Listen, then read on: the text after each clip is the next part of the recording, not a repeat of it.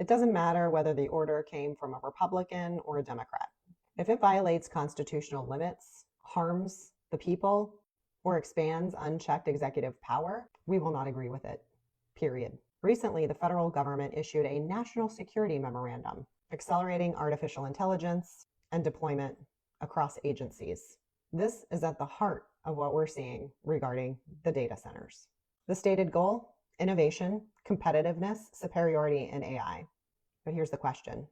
When AI is deployed too rapidly, under the umbrella of national security, what safeguards exist for privacy, for civil liberties, and for due process? We've already seen how emergency powers were usurped during the big old COVID system. We saw where executive authority was taken advantage of, and we saw where it took advantage of many people. And we saw a lot of chaos and people not knowing how to navigate through that system. But this is actually more dangerous. Technology deployed without guardrails will have the following consequences: expanded surveillance, centralized data collection, automated enforcement mechanism, and reduction of human oversight. Last time I checked, the Constitution does not have a clause in there for a national security memorandum. It is never suspended. Acceleration without meaningful oversight, all it is a power grab. At the same time, we see regulatory changes in the EPA, literally allowing our waterways to be contaminated with executive approval to do so.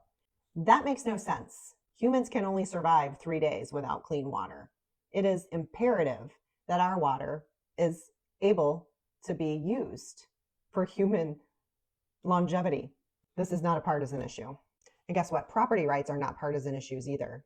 And these zoning mechanics that are happening, these zoning acrobats that the people are doing, this is unheard of, and it's going to be challenged. The Constitution's purpose is stated very clearly. It is to secure the blessings of our liberty for generations to come. That includes basic environmental needs to be met for life and for health. Weakening accountability mechanisms like this during a chaotic event only increases harms more. When one administration pushes mandates and the following administration pushes AI innovation, the common denominator here is not party. It's executive expansion and corporate technocracy at the expense of individual liberty. We opposed sweeping mandates back then and coercive federal actions under the previous administration. We opposed unchecked executive expansion because this is not about left or right, guys. This is about limits. It's time to wake up.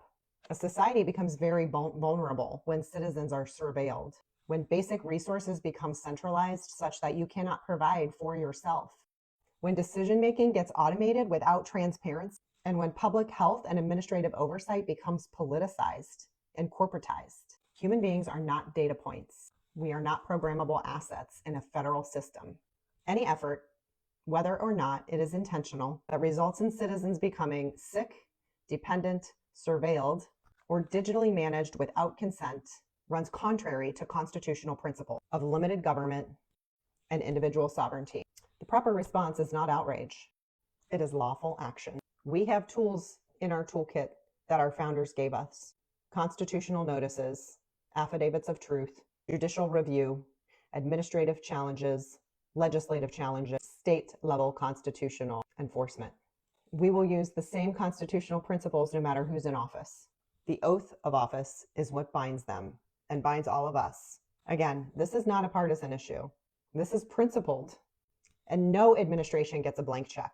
Not for mandates, not for forced compliance, not for unchecked AI expansion, not for data centers, and not for weakened environmental safeguards. The Constitution sets limits for a reason, and those limits apply every time.